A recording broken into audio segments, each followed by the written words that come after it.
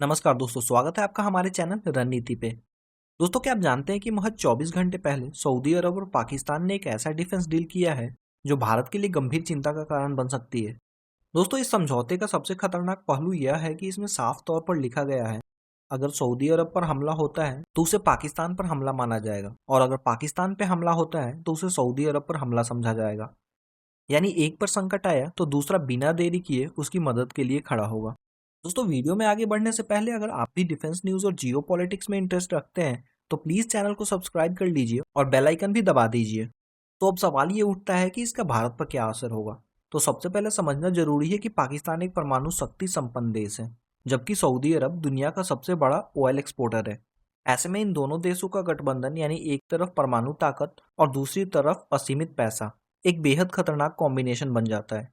अगर भारत सरकार की प्रतिक्रिया देखें तो विदेश मंत्रालय ने बेहद सतर्क अंदाज में कहा है कि हम इस समझौते के असर का गहराई से अध्ययन कर रहे हैं और अपने राष्ट्रीय हितों की रक्षा करेंगे। लेकिन दोस्तों, इस कूटनीतिक भाषा का सीधा मतलब यही है कि भारत वाकई इस डेवलपमेंट को लेकर चिंतित है। दोस्तों, अब समझिए ये समझौता आखिर क्यों हुआ। दरअसल पाकिस्तान की अर्थव्यवस्था तबाही के कगार पर खड़ी है, और ऐसे में सऊदी अरब ने उसे $3 बिलियन का लोन रोल ओवर करके बड़ी राहत दी है।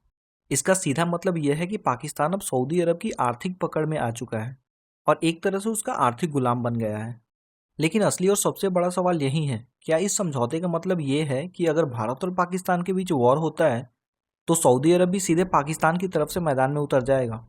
एक्सपर्ट्स का मानना है कि इस समझौते के बाद पूरे क्षेत्र का पावर बैलेंस बदल सकता है, खासकर तब जब अमेरिका अपनी सुरक्षा गारंटी पीछे खींच रहा है और गल्फ देश नए साझेदार तलाश कर रहे हैं।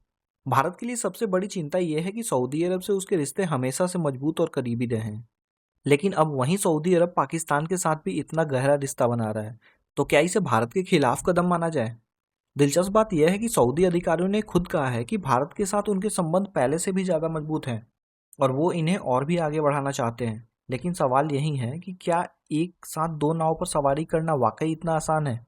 दोस्तों, अब तक पाकिस्तान पूरी तरह से चाइना पे निर्भर था, लेकिन अब सऊदी अरब भी उसके साथ खड़ा नजर आ रहा है।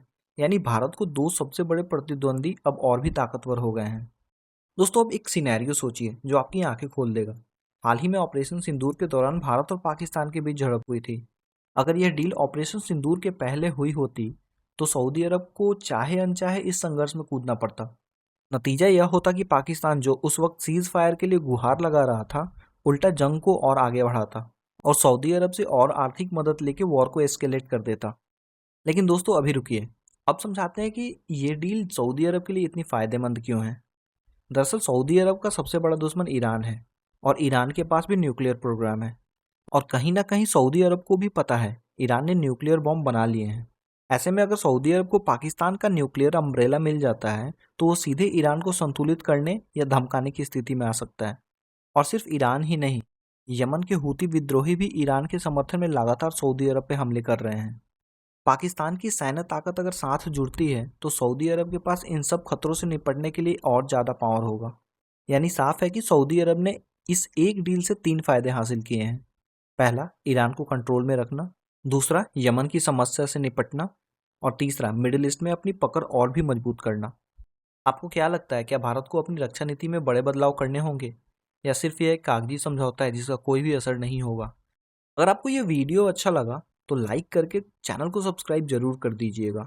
मिलते हैं अगली वीडियो में किसी अन्य टॉपिक के साथ। तब तक के लिए जय हिंद।